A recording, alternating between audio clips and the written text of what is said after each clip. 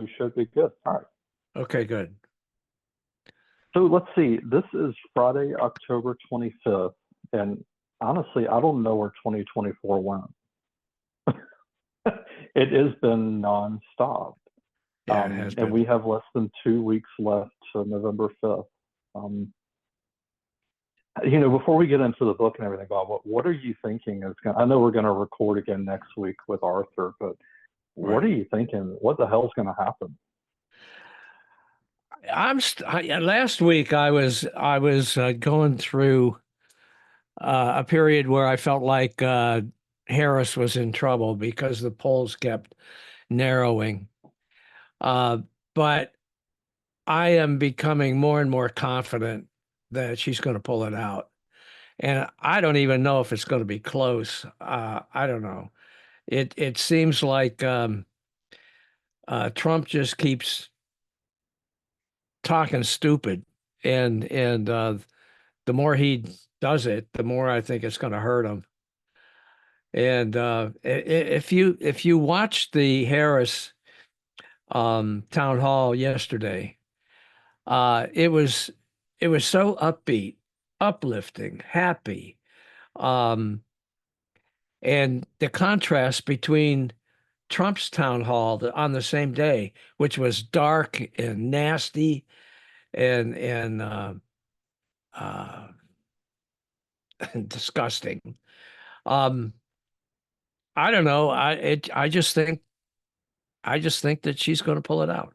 I'm starting to feel that way. What do you think? Yeah. Uh, it feels very, I mean, so Kamala was here yesterday with Obama Yeah. and Bruce Springsteen Yeah, that's was the here one I was yesterday. referring to was the one in Georgia, right? Yeah. Yeah. And, that they had to turn people away. There were so many people that tried to get in. I think the Yeah. capacity was somewhere between 15 and 20,000. Yeah. And the excitement is just all there. And, the people were smiling. Yeah. You even look at these Trump events and the people standing behind him, uh, even it's proven that some of them are paid to be there. They don't look happy. Yeah. It's just like it's going through the motions at this point. I don't know. Yeah. Yeah. Yeah. I don't know. Well, As far as the polling, huh? as far as the polling, it's all over the place, and Yeah, it it's like is. this every time. Yeah. And I went out to 538 this week and tried to make heads or tails out of what's out on that site. I don't know. And we all go back and say, remember Hillary and all that kind of stuff. I don't know. Just get out Yeah. and vote. Yeah. Even Obama said, he said, don't boo, vote. He Yeah. was here Yeah. yesterday. Yeah. It's the best you can do. Yeah. I don't know. I just like I said, I I'm pretty optimistic guy anyway, and I feel like she's going to pull it out. If she doesn't, I'm going to be so sad. I think this country's in total shit trouble if Trump gets in again. And I also fear that given his age and his uh, clearly he's losing his mental faculties, um, that we could be in for a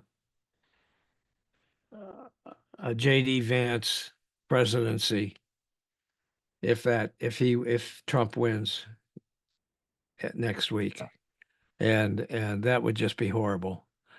I think it would Yeah. be JD Vance would be as dangerous or even more so than Trump. So Yeah. yeah, that's how I feel. Well, let's get to the topic at hand. So I will read more about you, sir. So in 2017, you founded Not Fake News. It's a blog in response to Trump's complaining about fake news, which he pretty much still continues to do every week. Yeah. Calling journalists the enemy of the people. It Yep. was renamed Lean to the Left, that shirt that you're wearing right there. And you got a podcast started in 2020. Podcasts in this book are especially relevant now, still, considering that Trump hadn't gone away. Yeah, for sure. using military threats against his political opponents, and he continues to call the enemy from within. You worked for newspapers. UPI covered Washington for national business publications.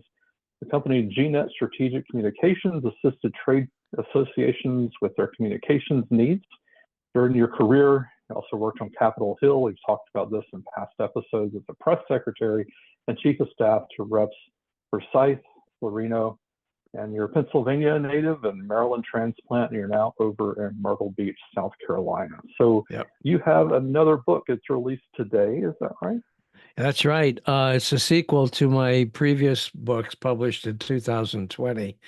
It was a two-volume. It were two volumes with the same title, Hijacked Nation, Donald Trump's Attack on America's Greatness. This book that we are releasing today is a sequel to that.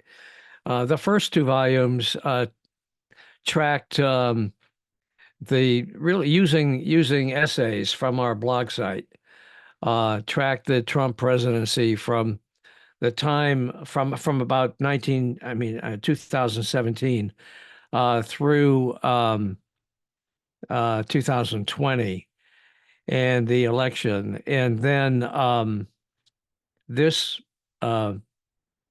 book picks up with the insurrection, January 6th insurrection, and moves forward until now.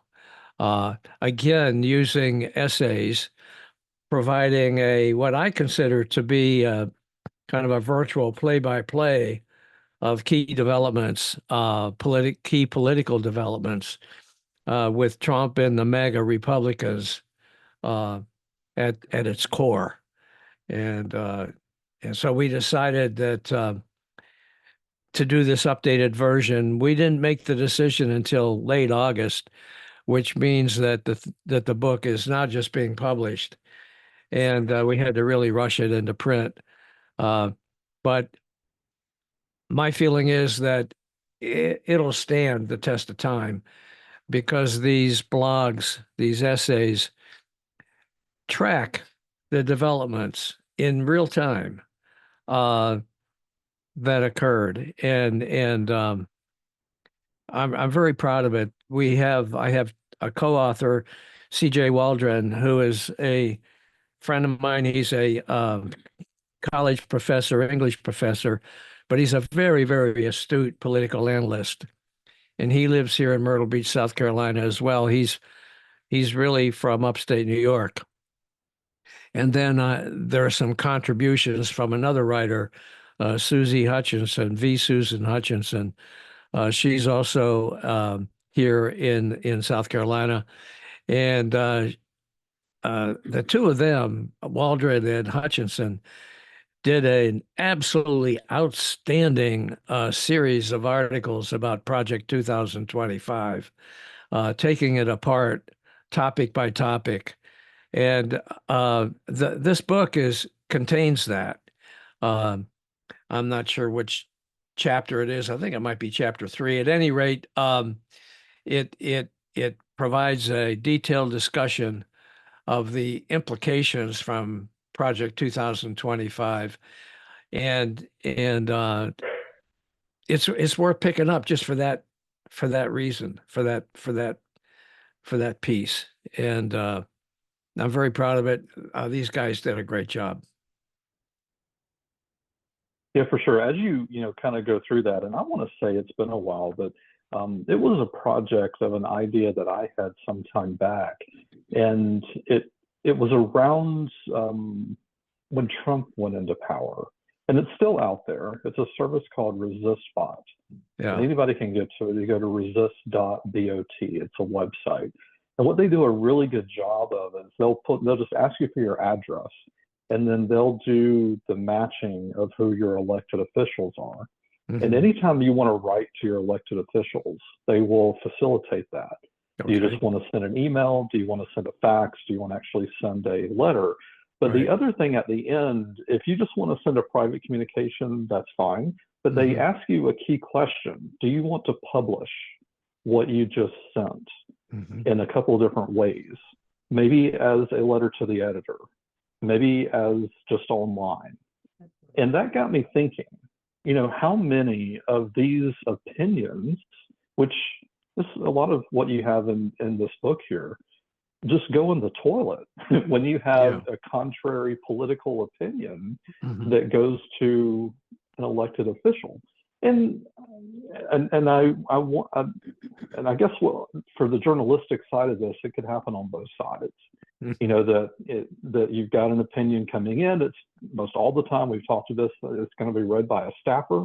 It's going to be thrown into a folder somewhere. You maybe get a canned response or something. But ultimately, again, someone sat down and had this sentiment, and it records a thought process at a certain day and time, if you're kind of following me here.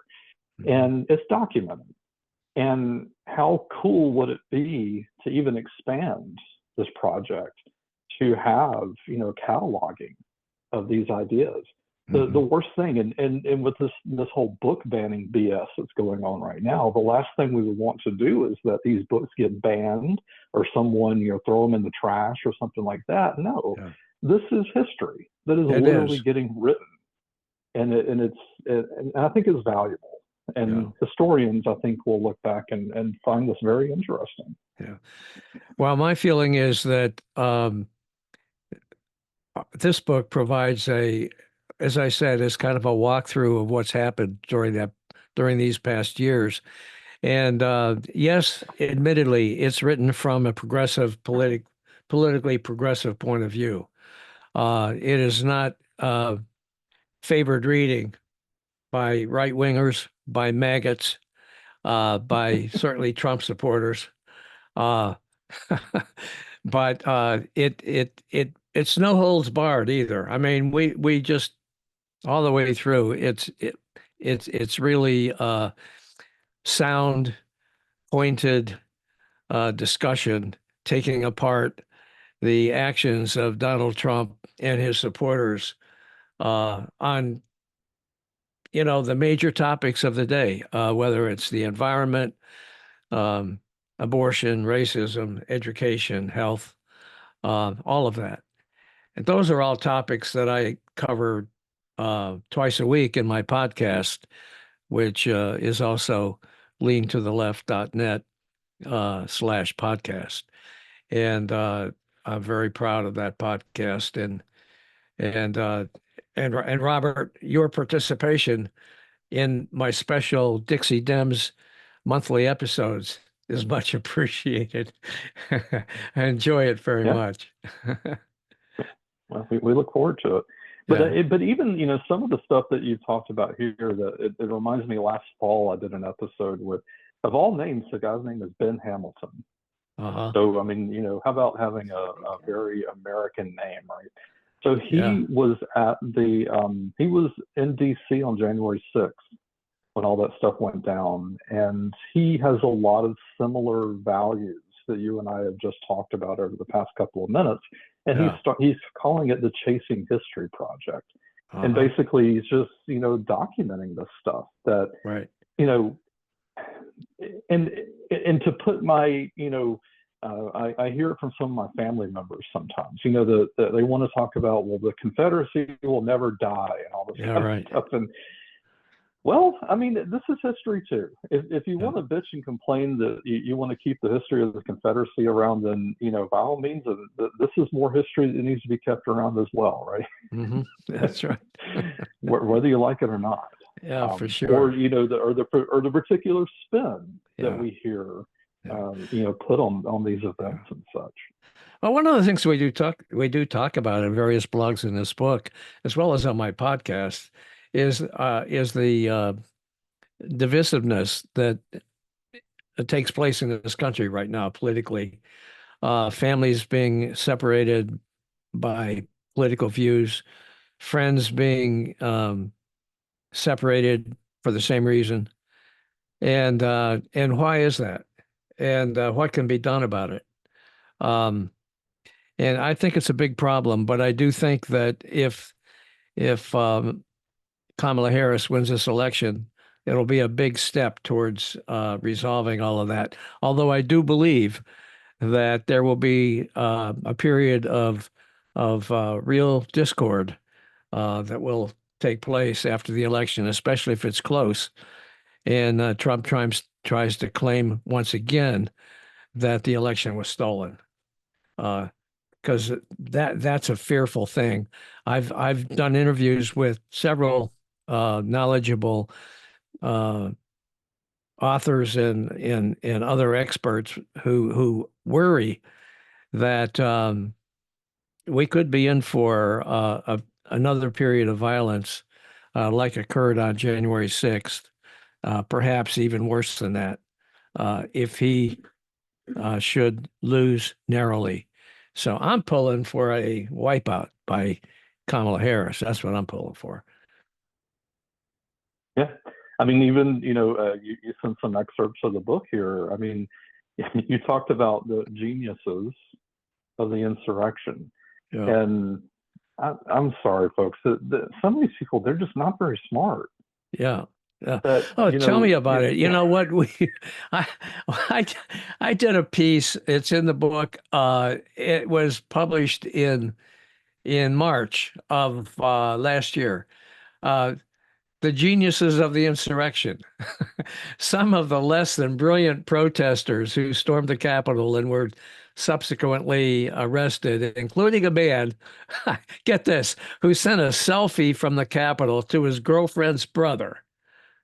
Now, the girlfriend's brother happened to be a federal agent, and the guy got arrested. I mean, how dumb can you be, right?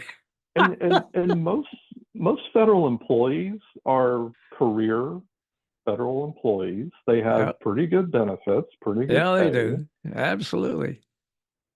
And he probably is looking at his phone like, really? You just Oh man. But didn't Trump say this though? That he loves low knowledge or low educated voters. He loves them, right? Oh yeah, he loves people that don't know anything, that just will believe anything he tells them. Uh, which really is kind of the um, typical attitude of autocrats and dictators, because that's who they rely on. They rely on people who don't know any better, uh, and who will believe anything that they're told as long as it fits with the, you know, with their own ideas of what they want. And I mean, I've got personal experience with that here in South Carolina, uh, for sure. The day after Trump won the election in 2000, what was it, 2016, I was playing softball with some guys, and they were all happy. These local yokels were all happy about the fact that I shouldn't have said yokels, about the fact that uh, Trump won and that they now felt they had permission to say anything they wanted to, including racist tropes that they come up with. So, you know, And hopefully, there's somebody in their family that's not appreciating that. yeah, for They sure. may not be saying it. I mean, my grandmother said, as I grew up here in the South, if you don't have anything nice to say, don't say it. Yeah, But right. that the crap that's coming out of some of their mouths, really, Mm-hmm. that your whole family doesn't agree with you. They may not be telling you that, but your whole family does not agree with Well, you. trust me, my whole family doesn't agree with me at all. I have some members of my family who just stay quiet. They don't even acknowledge the work I do, the writing that I do, the positions that I take politically.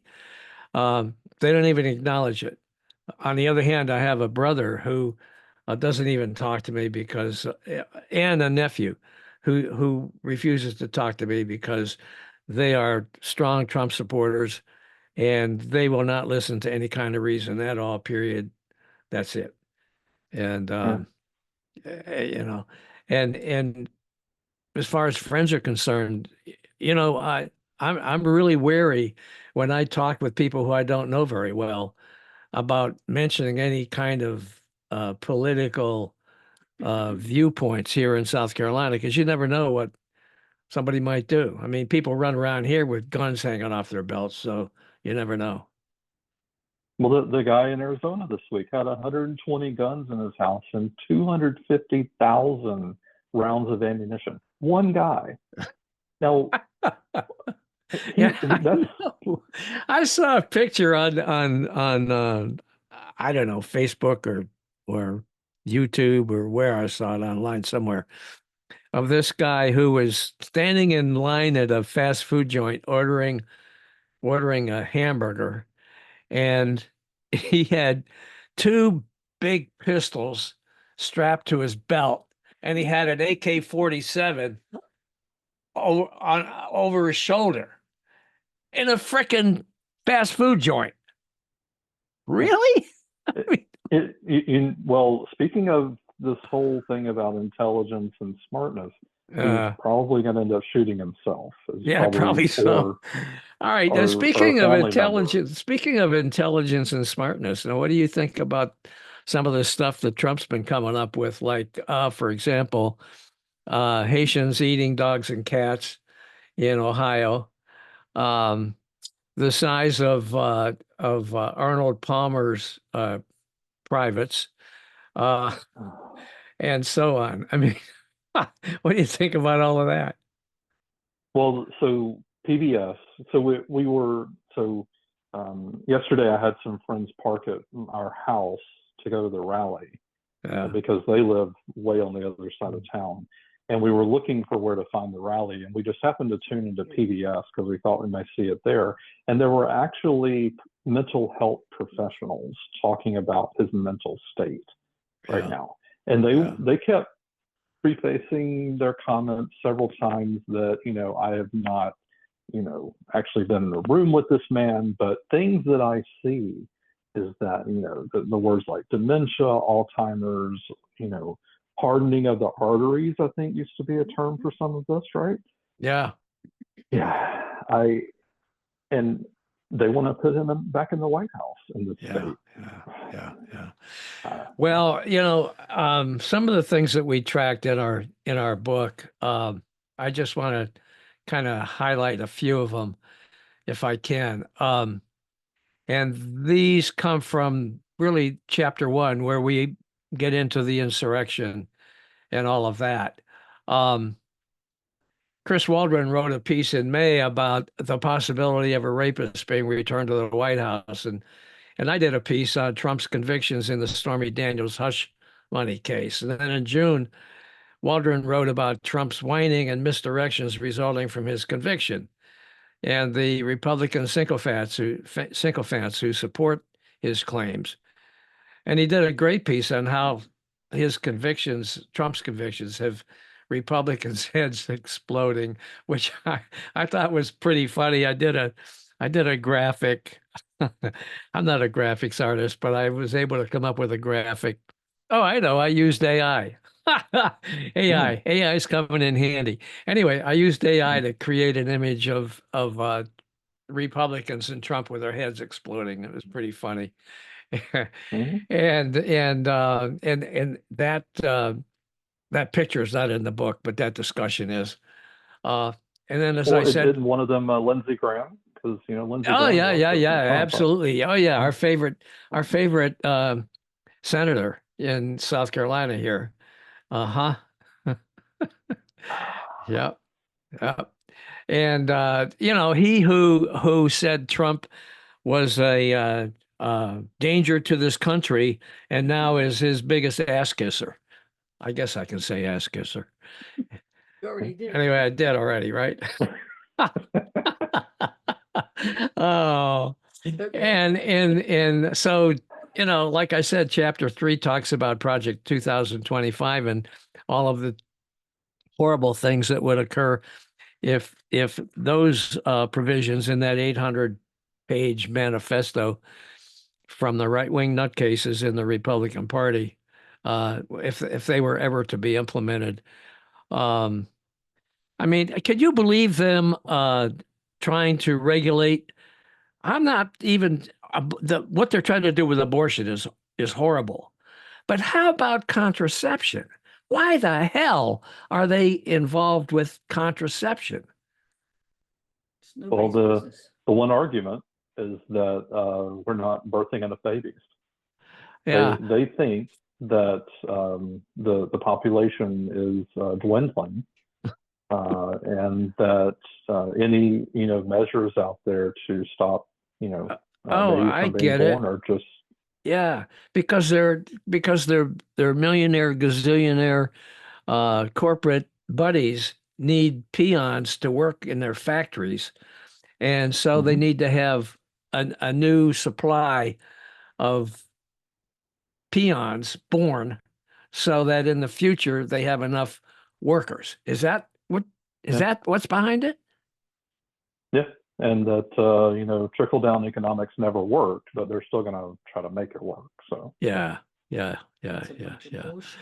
And then on their immigration thing, they keep saying that they want to deport all these people, um, millions of immigrants that came into this country. And so my question is, and we talk about this somewhat in the book, my question is, uh, what'll happen to those companies that rely on these workers uh, to do these jobs that nobody else wants to do? Here in yeah, in the area where I live in Myrtle Beach, South Carolina, in the community in which I live, um, a lot of new houses being built. And guess who most of these workers are? Mhm. These Latino. most of these workers are Hispanics. I don't know if Yeah, they're documented or not documented, but a lot of them don't speak English. yeah. And honestly, when we built our home here, which was what in 2017, 2016, um, I needed to have some extra work done on my patio, and I hired some of these guys uh, to build this patio for me. And it was very, very inexpensive to hire them, and they were very, very grateful for the work. Mhm. And they did an outstanding job, a really, really, really good job. And Yeah. Versus I've my mom in North Georgia, she had to hire some backwoods white guys, and they just worked when they felt like it. She said yeah, that they'd rather be fishing, yeah, there you go. so that they wouldn't show up to the job site. There you go. Um, And you know what? In Maryland, in some of the communities that are hardest Trump supporters, or the biggest Trump supporters, those communities rely on the crab industry uh, for their livelihood, their hard shell crab industry, and the workers that work in the factories, I guess you call them, where they pick the meat out of these crabs, which is dirty, nasty work. Uh, those people would all be deported under Trump's edicts. And so, what would these companies do that rely on them? Because local white people don't want to do that work. They don't. you know exactly what's going to happen. It's every time a government shutdown is threatened, all of these donors start calling up to their elected. We've talked about this on our previous episodes when we had a shutdown coming up, Yeah, because the government shutting down means that checks stop getting written. It right. means that these business owners stop getting money. It means that they start laying off these workers, and Yeah, the whole thing stops. yeah, That's why they all get solved quickly. yeah, Because remember, I sent you that check for your campaign how many times ago? yeah, What the hell's going on? That's yeah, why stuff gets fixed. And until campaign finance changes in this country, nothing's going to change. yeah, right. Honestly. So he Exactly. can promise all this now, but not a damn Yeah, thing's going to change. really, really, really. We also have in our book a chapter that talks about the Biden legacy, giving President Biden credit for the work he's done. I think he's done tremendously in his term in office, and I think he's been treated like crap uh, by certainly by Trump and the Republicans. Um, I felt like at first after the debate with Trump, which eventually led to his pulling out of the presidential campaign. Um, I felt like, give this guy a chance. He had a bad night. But the more it went on, the more worried I became. And I wrote a blog, Step Aside, Mr. President, or I forget the exact words um, that I used. But it was a hard thing to write.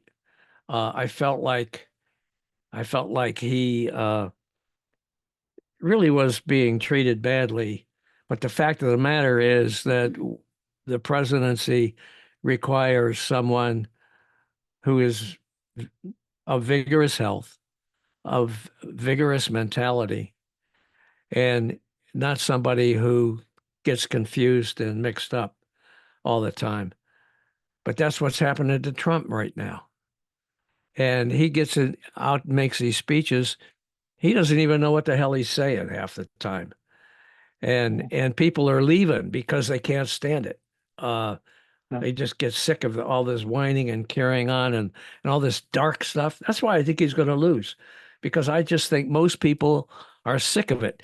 I saw some comments online from local people who voted early here in the community where I live, Republicans, Republicans. And one woman said, "Sorry, I couldn't vote for that guy. I couldn't vote for his hatefulness, his lies, and what he did with the insurrection. I just couldn't. And so I voted for the first time for a Democrat." And I've seen that over and over and over again. And also here in South Carolina, which is really a red state. And the area that I live in is very red. Um, it's incredible. In previous elections, in the previous Trump election, signs all over the place: Trump, Trump, Trump, Trump, Trump. People running around in their pickup trucks with Trump crap all over their pickup trucks. Right now, I haven't seen one Trump sign anywhere in my community. I didn't even see him in the outlying areas of Myrtle Beach. I haven't seen any Trump stuff. But there are Harris. I have a Harris flag and a Harris yard sign out right now. My neighbor across the street has a Harris sign out. And I've seen Harris bumper stickers on cars. This is South Carolina. So I don't know if that tells you anything, but I think it does. I really do. Let's see. Speaking of this as well, and I know I'm hoping, I wish that, because this documentary, I was able to get some access to see it, but the BBC, of all people, actually ran a documentary and produced one about the Georgia Trump case. Uh-huh. And it was an hour and a half, documentary. The BBC, they do not do commercials. It was a good solid hour and a half plus. Wow. Focusing on and a couple of things that kind of stuck out to me were my former state senator here, Jen Jordan, fabulous lady. She's an attorney. She ran for attorney general here in Georgia. Unfortunately, she didn't make it, but she was a state senator at the time. She was in the room with Giuliani when he rolled up in there, was just spouting his lies, and she just sitting across the room shaking her head. Yeah. But she was at the Capitol when they were sitting a couple doors down signing the fake elector certificates. Yeah. And Greg Bluestein, who is a reporter here for the AJC, he goes and looks in the door, and he actually knocks on the door, and he says, somebody opens up the door, and he goes, "What are y'all doing in here?" He said, "This is an educators meeting. It's closed," and he shut the door in his face. Yeah. So Greg goes and gets Jen, and he says, "They're doing something down here." So Jen just busts the door open. And she's like, "What the hell are y'all doing in here?" And of course, they were signing the fake elector certificates, which also is timely this week because 3 of them tried to push that case to a federal court, and the federal court said, "Nope, you got to do that in Georgia." Yeah. One of those guys is running for the state legislature here in Georgia. Okay. And he has got, pending convictions. Where in the world do you have these, already adjudicated felonies, or you've got pending felonies and people are still voting for it? It blows my mind. Hey, what do you think? You mentioned Rudy Giuliani. What? It cracks me up that Rudy has to turn over all his money, even his prized baseball um, uh, jersey that he's got framed in his mansion. Well, I Mhm. guess his apartment is a fancy mansion. It's just an apartment. Anyway, uh, his watches, uh, his his cars, all this stuff. He's got to turn them all over those two African American women that he denigrated that were campaign workers in Georgia, right?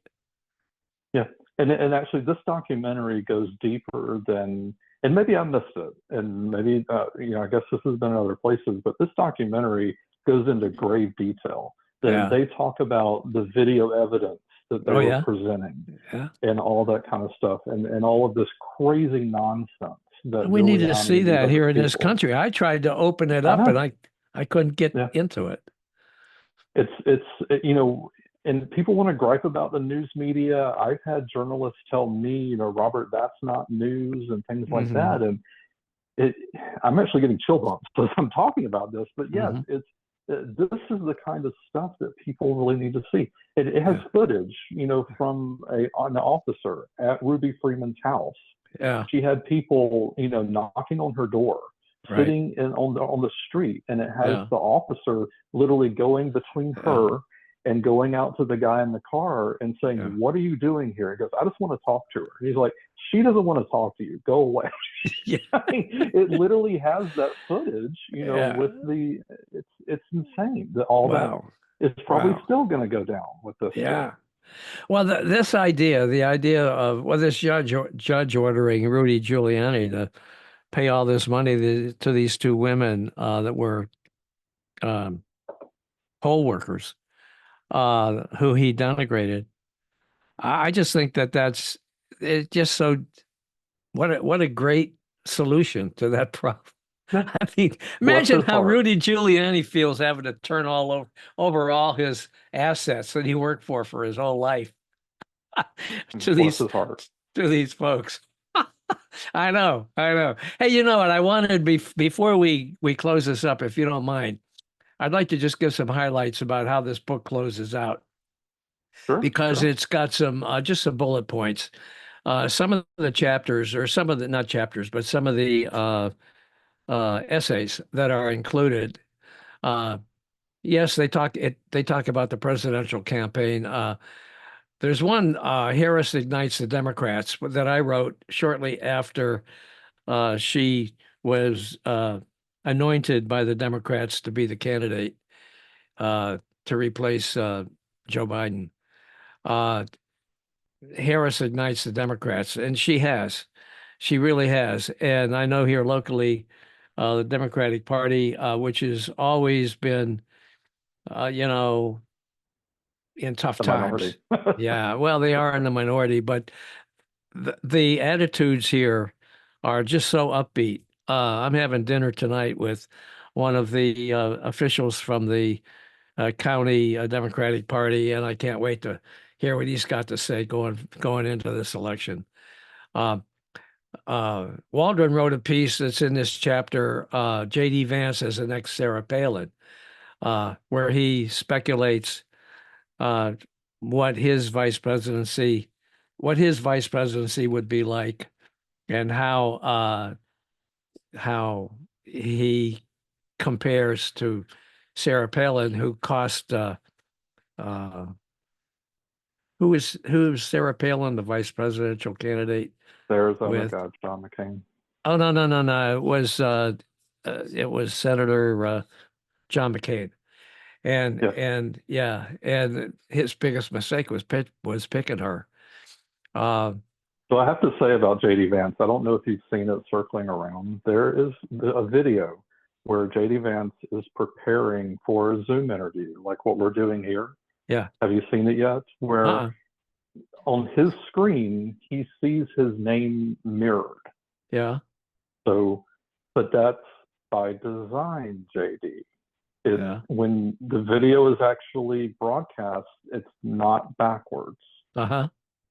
He spent a good solid 5 minutes What does he do? trying to figure out how to get that turned the right way. That was an idiot. Actually, he's not an idiot. I was surprised when he did his debate with Tim Walz. He was actually lucid, and then I remembered that he's a well-educated man. He's written. He's a good writer, I have to say. I haven't read his books, but I understand he's a good writer. At any rate, I think the guy's a danger, and man. Anyhow, we also talk a little bit about the loyalty dilemma of a lot of Republicans. And we have good evidence of that now with all these former Trump officials and Trump supporters coming out to support Kamala Harris. And and I did a piece. Actually, this is from a interview I did with one of my podcast guests. Could civil war return? And I was alluding to that earlier when I talked about violence that could happen after the election. And that's a scary thought. And we talked about, when J.D. Vance said, oh, well, these school shootings, they're just a fact of life. Get used to it. That was a terrible, terrible thing that he said, but it just shows the attitudes that occur, that take place, that are out there right now. And we close the thing with an epilogue. Democracy is at stake, and we talk about why democracy is at stake and what Trump would do if he were president, and how that would jeopardize our democracy in this country. So that pretty much is wraps it up as for our book. Yeah. Well, I've heard people say that that this is all an experiment. Yeah. And it's the only democracy I've ever lived in. I think it's the only one you've ever lived in. Yeah. I do tell a lot of people, if I were single, I'd already be living in Canada. Yeah. Because of all of this crazy shenanigans. Yeah. Again, with the BBC doing something like what they're doing, they're not going to give an opinion, but I had not seen anything close to what they had produced. I probably need to go back and watch what HBO had done around the insurrection. Maybe some of that was close to it, but it also hit the home because it focused particularly on the Georgia case, that Fani Willis still has. Okay. But yeah, good job. We'll get this out there, get the word out. If you have not voted, this household has voted. You've got plenty of opportunities between now and the 5th. So. Yeah, we voted the other day. Matter of fact, that was another kind of telling thing. I live in a community called Carolina Forest, and it's a suburban neighborhood filled with various developments, housing developments, some really fancy and others less so. I live in one of the less so fancy, less fancy places. Anyway, early voting is being held at the library about a mile from my house, not even. And we went there the first day of early voting, which was Monday. And the line was wrapped around the building. Matter of fact, there were two lines. One was wrapped around the library, which is where the voting was taking place. And the other was wrapped around the rec center, which is right next to the library. And those two lines merged at some point, I guess. And people were standing in line for 2 hours to vote. And the comments on social media afterwards were really surprising. I would say they were at least 50-50, if not even more so for Harris. So we did not we did not vote that day because the line was just too long and I was busy, and we decided not to stand in line, and we would just wait. So Wednesday, we decided to go and vote again, and I went over to the library, and once again, there was a huge line. And so I went to another polling place in Myrtle Beach, and more towards downtown. And the line there was not so long. We stood in line for about 20, 25 minutes, and we voted. Um, and I just think that the amount of people here in this red state who are voting early, I think that's a good sign for Harris. I really do. Because typically the early voters have been Democrats. Uh, you know, last time around, Trump was telling people, don't go vote early, vote at the polls because your vote won't be counted if you go vote early or if you vote by mail. And then he saw what that did, and so now the Republicans have been trying to get people to go vote early. And I did not talk to anybody online. I have no idea, who they were or who they were for or anything like that. I felt like it wasn't any of my business to do that. And I made sure I didn't have any of my left-wing paraphernalia, like my Lean to the Left podcast shirt on at the time. Well, you could have just covered up the left part, just lean to the podcast. Yeah. I should have had my Hijacked Nation hat on. That's what I should have done. Well, and speaking of, we have to talk about the $20 bills because you had a gentleman very distraught about these $20 bills. Oh yeah, he got mad. Where did he get that anyway? So, and before the episode, I wanted to go back. I've been doing this since March. Yeah. And once or twice a week, I make a visit to the ATM.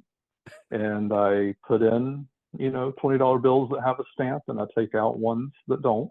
And it has a URL, gdliberals.com, and it links to your website. Okay. And so I did some estimation today. There are probably close to 2,500 $20 bills or more out in circulation. And this gentleman just happened to get one. Okay. So people understand, you stamp those $20 bills with a red stamp that says what? Yeah. Vote. What's it Vote say? Harrison Walls, Save America, and gdliberals.com. Yep. Okay. So this guy on my website bitched and moaned about the fact that he had this $20 bill, and then he would have to throw it away, and I told him, you don't have to throw it away, just spend it like you spend anything. Yeah. You'll be fine. Yeah. Yeah. The sky's not falling. I promise. Yeah. He claimed I was supporting defacing U.S. currency or something, and so we had a little back and forth about that. Anyway. Bless his heart. Yeah. You're a character, Robert. You are. Hey, it's little things like this. I mean, what was it, 11,000 some odd votes Trump wanted? I know. You never know, You never know. Oh, boy. All right, my friend. Well, are we done? Yeah. Anything else you want to get on the episode? No, I'm good. I guess I should say, you folks, if you're interested in taking a look at our book, please go to leantotheleft.net/books, and actually go to leantotheleft.net and click on the books button at the top of the page, and it'll take you to all the information you need. They're on Amazon right now. The cost of a paperback is $11. The cost of hardcover is $23, and there will be a Kindle version available shortly. It's not quite ready yet. So there you go. And I appreciate if you guys would check it out. Yeah, and I'll put an offer out there. The first person that just simply responds to this episode, I will Okay. buy them a copy. So, Okay, that's great. All right. Okay, Robert. Well, thank you so much. I appreciate you having me on with you, pal. yeah, well, we'll get this buttoned up and talk again next week, if not sooner. Okay, buddy. Take care. Bye.